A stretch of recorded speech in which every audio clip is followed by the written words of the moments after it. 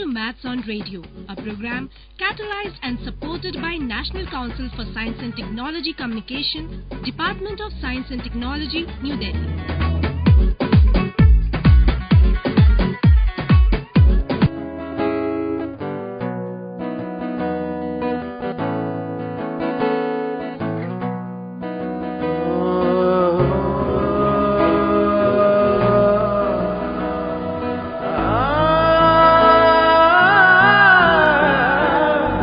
सोचो सीखो बोलो बदलो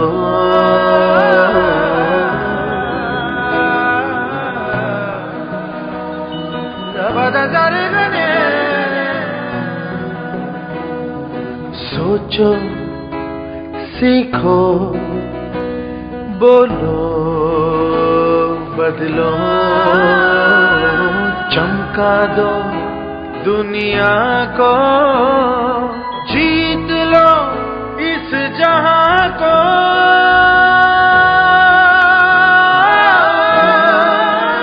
सोचो सीखो बोलो बदलो सिर्फ मैथ्स ऑन रेडियो के साथ 107.8 FM मस्ट रेडियो पर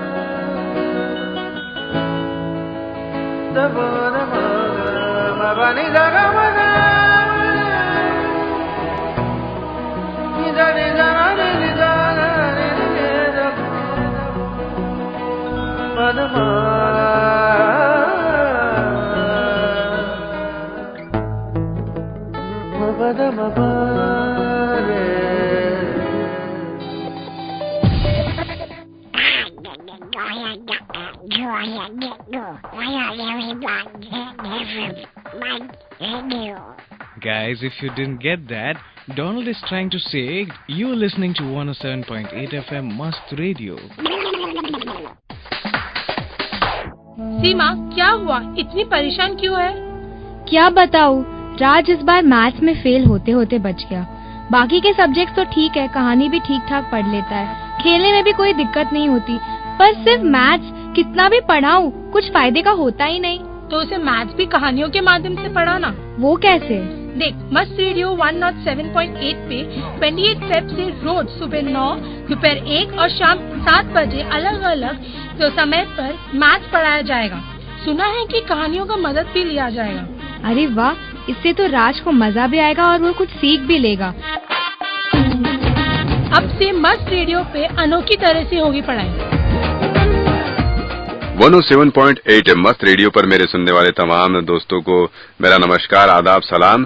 दोस्तों, एक बार फिर स्वागत है आपका मैथ्स ऑन रेडियो सीजन 2 में। बिल्कुल फिर एक बार मैं कुछ मैथ्स की नई बातें लेकर, जानकारी लेकर आपके सामने हाजिर हो चुका हूं।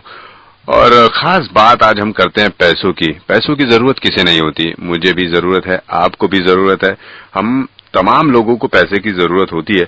लेकिन क्या आपको पता है कि आज जो पैसे की वैल्यू है, जैसे आज हमारे पास कोई एक सिक्का होता है जो स्टील का या हम कहें तो किसी और धातु का बना होता है, उसकी क्या कीमत होती है, मार्केट रेट्स क्या होते हैं। आज से अगर ये 50 साल बाद उत्खनन में कहीं मिल जाता है या कहीं हमारे जाने के बाद, यानी आज से 100 साल बाद ही मिलता है, तो इसकी वैल्यू क्या रहेगी।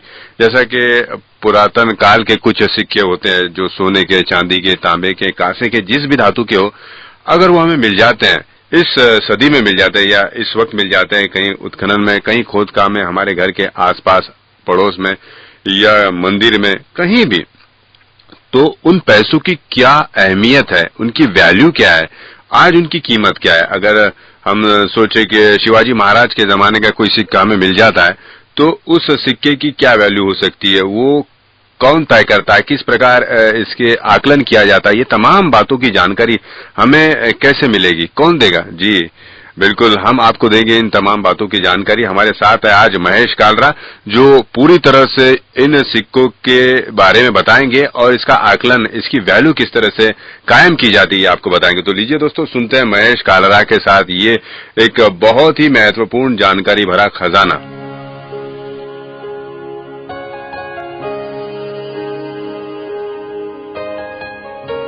Hello friends, welcome back to Maths on Radio, and I'd like to introduce you to a very interesting personality from our University of Mumbai's a very interesting department, because it also has some sort of mathematical connection to it. I would like to introduce you to Assistant Professor and Curator at the Dinesh Modi Institute of Numismatics and the Dinesh Modi Numismatic Museum. I'd like to welcome Mahesh Kalkura. My pleasure, Pankaj, speaking to you on a subject that is very dear to me. Yes, maths and numismatics, because numismatics is the study of coins, and maths, of course, is involved in it. So, how would you like to put some light on the history of mathematics associated with coins? I would like to put in more perspective the concept of money itself. Now, money, when we speak, we are giving various units to people: 1 rupee, 2 rupees, 10 rupees. And now the extinct charanas and all that. Correct. The concept of money itself comes if you can count. If you count, then you make accounts. Right. So the earliest form of writing in the world, if you take any civilization, Indus civilization, Sumerian, take even any old civilization, even Chinese, the earliest form of writing is accounts. It's not some shero shairi.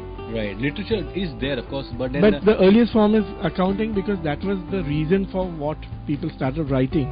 Correct. So they wanted to remember what the transaction was all about. Correct. So the entire concept of counting led to the development of money. Additionally, also the give and take between various societies, if we see, was very chaotic earlier. It was just barter. It was barter, but this was not very simple. There was a lot of violence involved. If you go to any excavation sites of older ones, you'll see a lot of violence. Correct.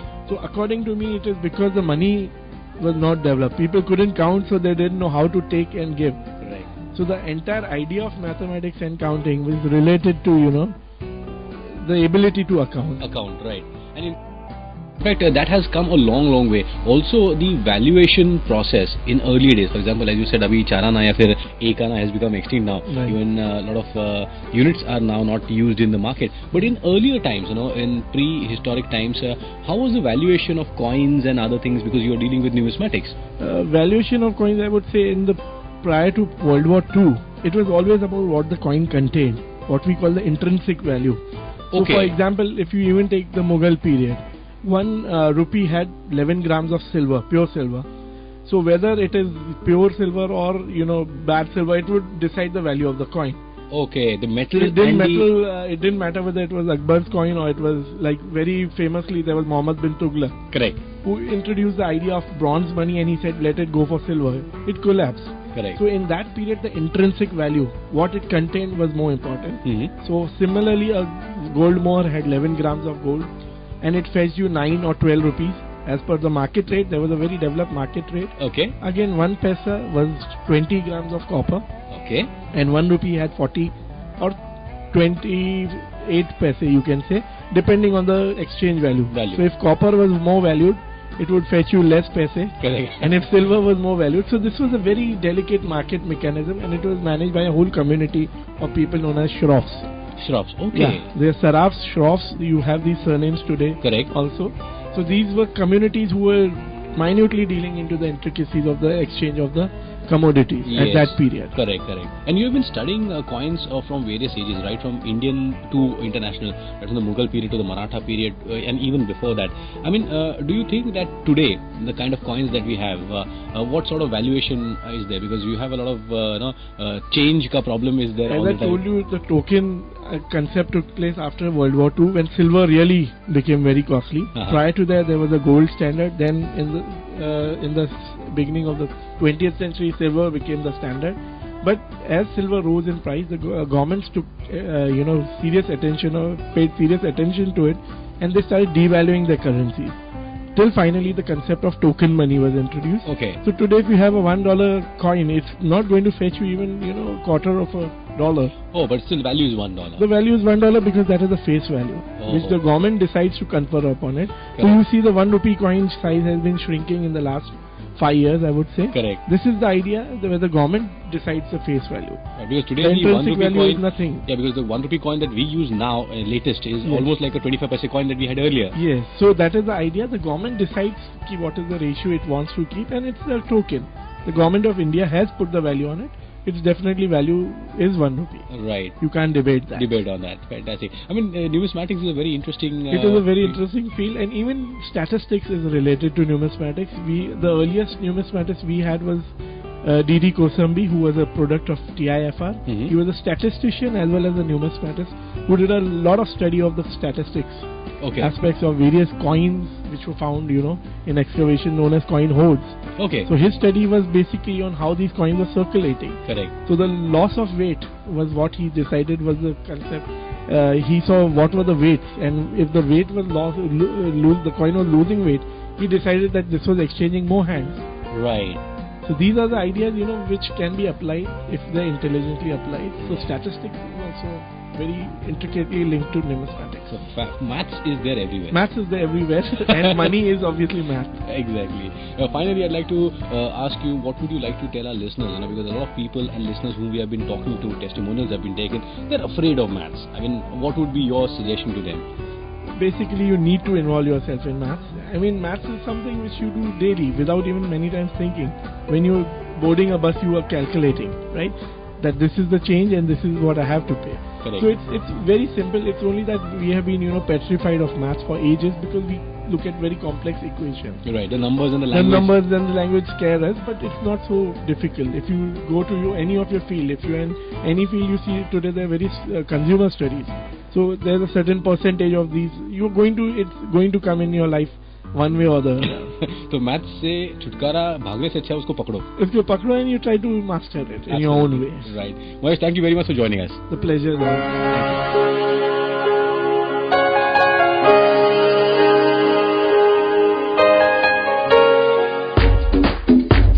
B the whole square is equal to a square plus b square plus 2ab. A plus b the whole square is equal to a square plus b square plus 2ab. A plus b the whole cube is equal to a cube plus b cube plus 3ab plus a plus b the whole cube is equal to a cube plus b cube plus 3ab plus a plus b. Forget it, I'll do some other only some math. A upon b divided by c upon d. No. A upon b upon c upon d is equal to a upon d into... Oh God. A upon b upon c upon d. A upon b. Arey Buddhu, it's a upon b upon c upon d is equal to a upon b divided by c upon d is equal to a upon b into d upon c is equal to ad upon bc. Oh my God, take a breath. How do you know so much? अरे maths on radio ने सिखाया. Maths on radio नहीं सुना क्या? Maths on radio? हाँ, अब सुनिए maths on radio हर रोज सुबह 9 बजे, दोपहर 1 बजे और शाम 7 बजे ओनली ऑन 107.8 मस्त रेडियो. मैथ्स ऑन रेडियो लगाओ, दिमाग की बत्ती जलाओ.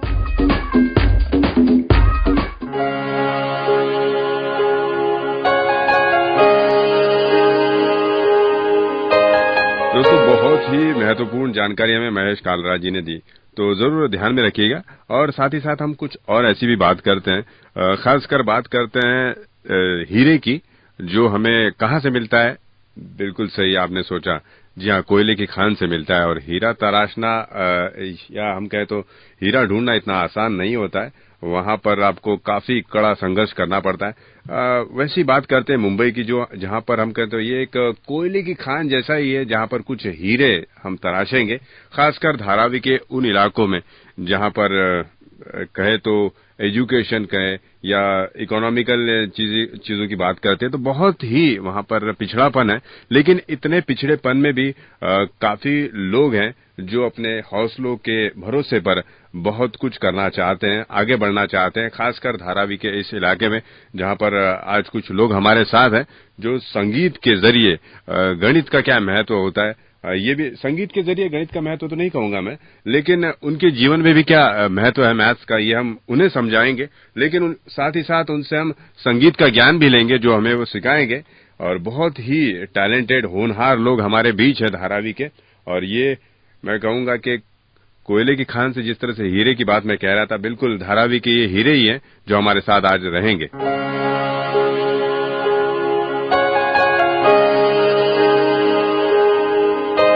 Hello friends, welcome back to Maths on Radio, and we are talking to a friend of ours from Dharavi, and I'd like to introduce a very wonderful young man who is not only a musician but is also a very good photographer, Godson Varda.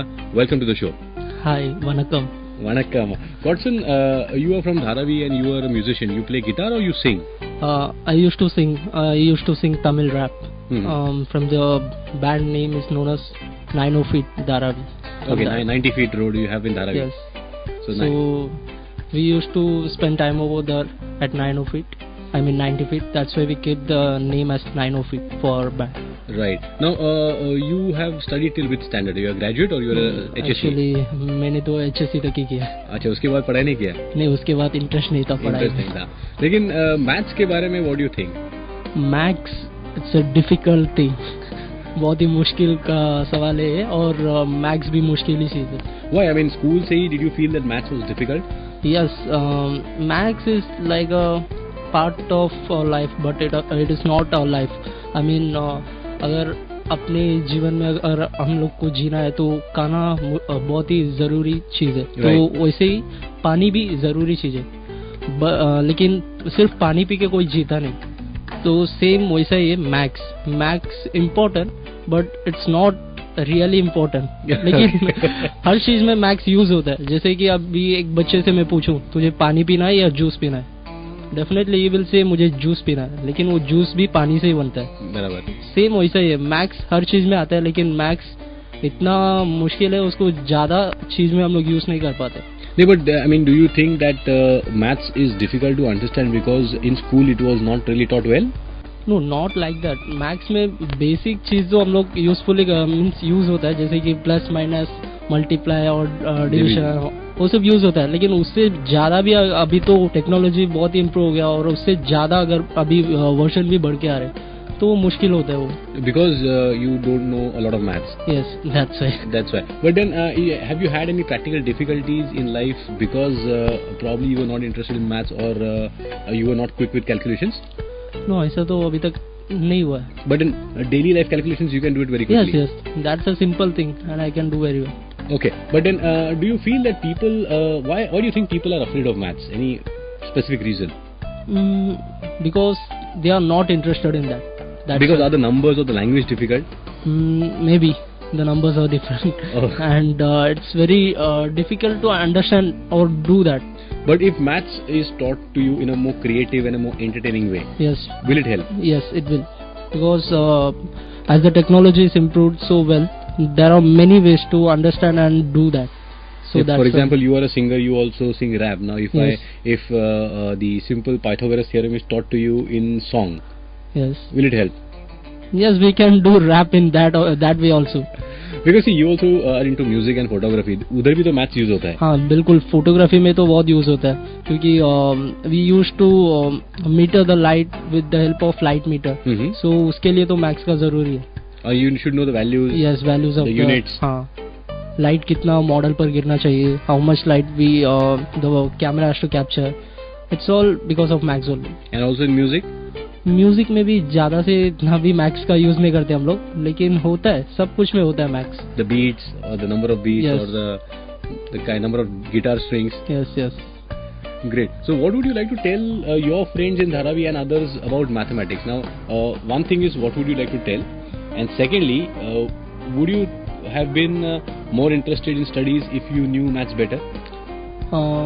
फिलहाल मुझे तो maths में इतना interest नहीं है, but if अगर कोई सिखाने के लिए इतना अच्छा है, मीन्स क्रिएटिव वे में वो सिखा सकता है तो सीखने में कुछ कमी नहीं पड़ेगा. सीख जाएंगे. कैसा फायदा होगा उसका? मीन्स धारावी के लोग को ऐसा कोई सिखाने के लिए तो नहीं है, तो अगर उन लोग को कोई सिखाने के लिए मिल गया तो उन लोग बहुत ही यूज करते हैं उन लोग को रख के. Correct. At home, I mean your parents, do they give you traditional tricks of calculations? Or in over the period of time you may have heard from your grandmother or your grandfather? Olden period में तो ऐसा था, लेकिन अभी फिलहाल तो कोई जाओ काम पे जाओ, पगार लेके आओ, घर पे बैठो. Okay. Great. Godson, what would be a message to people in terms of learning maths?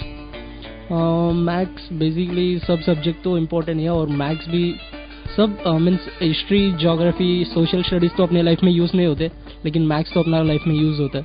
तो मैथ्स सीखना बहुत ही मीन्स ज़रूरी है. ऐसा नहीं कि मुझे अच्छा नहीं है तो मैं सबको ऐसा नहीं बोलूँगा कि मत पढ़ो करके, बिकॉज मुझे ऐसा क्रिएटिव वे में सिखाने के लिए कोई नहीं था. अगर कोई रहता तो मुझे भी अच्छा लगता था. Right. Thanks Godson for your inputs and we hope that you learn maths quickly. Thank you. Yes, thank you. Yeah. Rockin' KK. SIS. I start with one and I get so bored. They come straight to two and I don't know where it goes. The tables are complicated and I don't wanna do it anymore. But you know you have to try. But numbers make me cry. Cry. Cry. Let's make maths good, better and best, so that you don't fail in a test. So why should one have to wait just to tune into 107.8?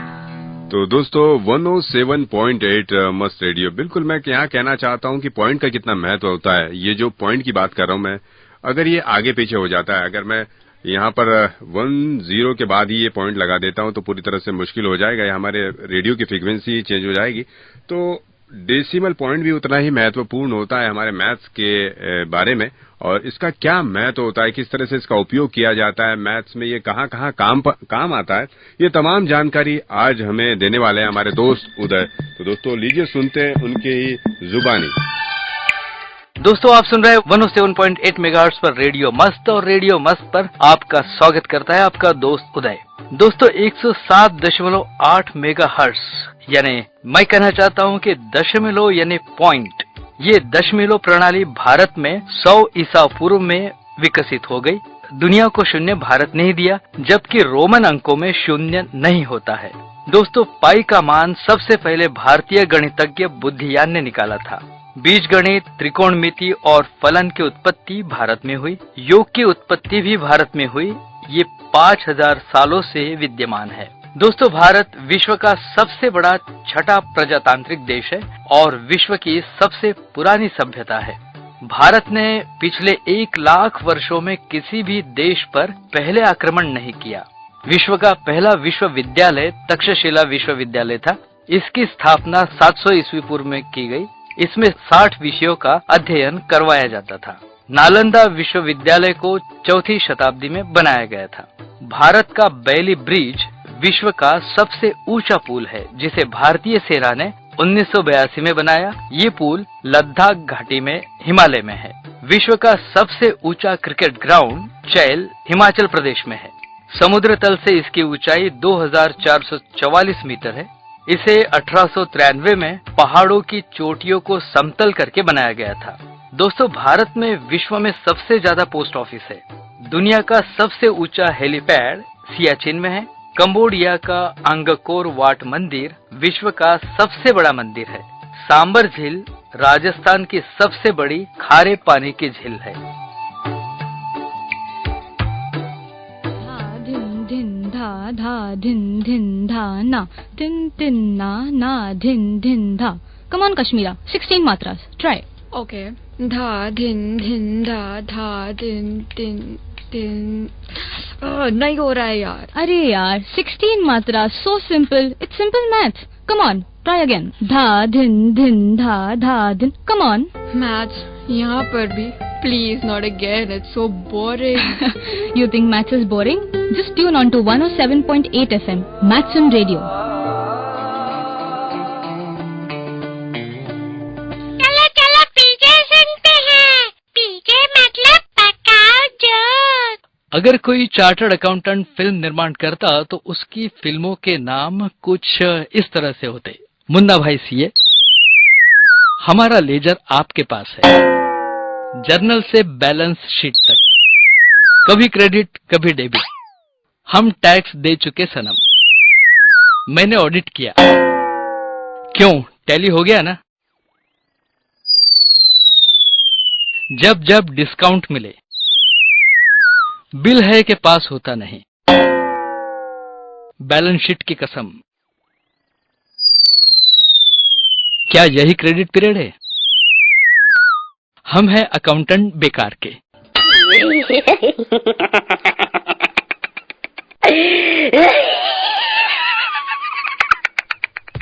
तो दोस्तों देखा आपने, एक accountant अगर film बनाता है तो किस तरह से नाम आते हैं। पूरी तरह से मैं कहूंगा कि हर जो इंसान अपने अपने क्षेत्र में काम करता है, अगर वो फिल्में बनाएगा तो इसी तरह से नाम रखेगा। बहुत ही प्यारे नाम हमने अभी सुने हमारे दोस्त उदय के मुख से, और जो आज हमें बहुत सारी बेहतरीन जानकारी दी महेश कालरा जी ने, और हमारे कुछ साथी थे धारावी से जिन्होंने बहुत ही बढ़िया हमें संगीत सुनाया।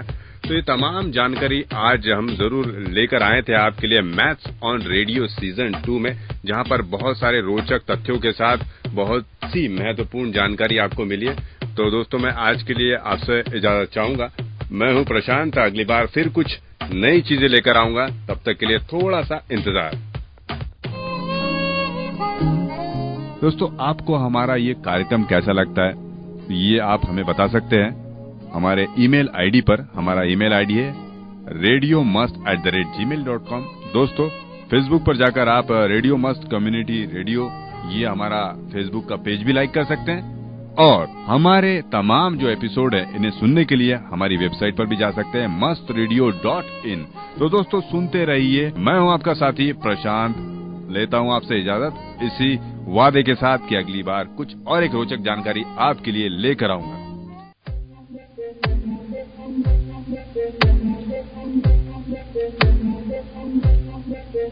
डरना नहीं है हमें मैथ्स से, आगे बढ़ना है मैथ्स में।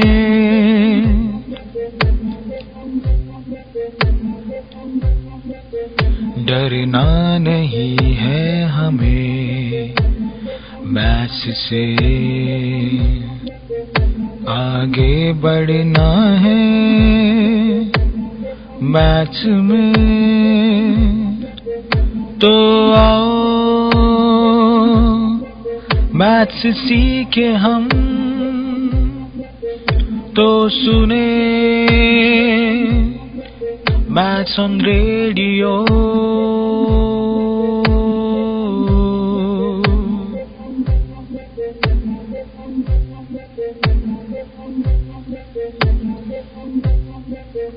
परेशानी है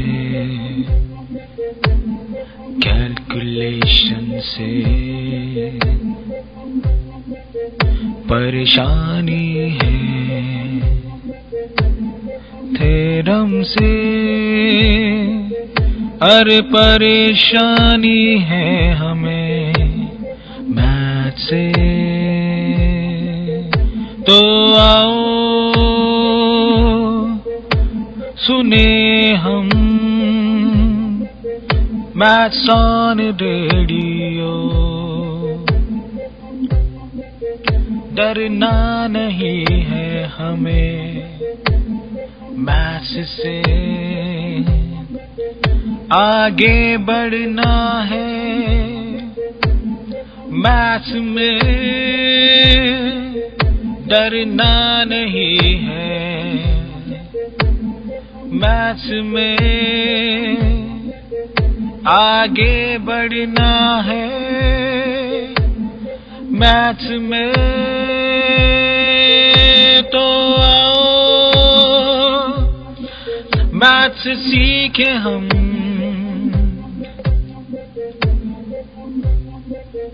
107.8 FM पर, हाँ FM पर। तो सुने maths on radio.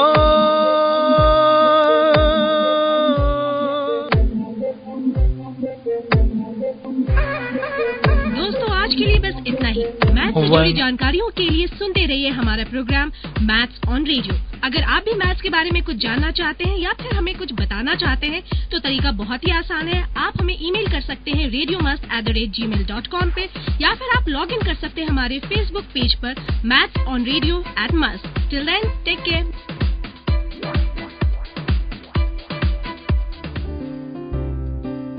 This is Must Radio, only on 107.8 FM. Maths on Radio, a program catalyzed and supported by National Council for Science and Technology Communication, Department of Science and Technology, New Delhi.